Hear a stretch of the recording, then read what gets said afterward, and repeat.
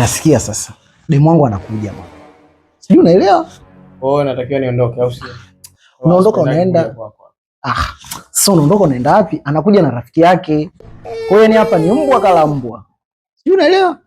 Akija na rafiki yake, mimi namfukuzia rafiki yake kwangu. Alafu mimi nabaki na nani? Na demu wangu.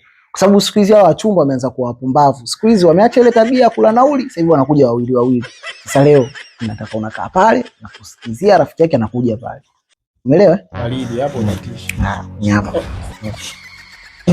Wanakuja. Karibu. Hi baby girl. Mambo baby girl. Shemeji yangu. Mambo. Ungekuja kukaa sasa kwa huko. Amna bana tu hapa. Yaani unajua nini shemeji? Rafiki yangu iko lonely. Bluetooth disconnected.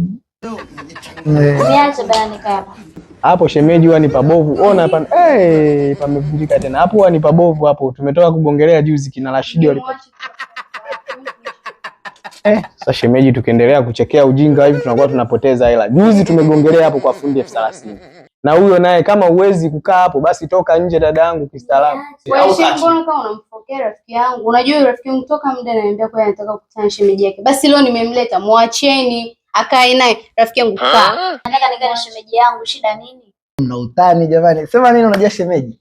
Kuliko ungekaa hapa, bora ungekaa na rafiki yangu. Bibi muache. Muache rafiki yangu iko mwenyewe. Ila unajua mtoka muda kwa anasema anataka kukutana na wewe. Kutana na mimi. Sema nini baby? Naomba tu nikaongea. Shemeji takuja. Sasa shemeji sinafuata.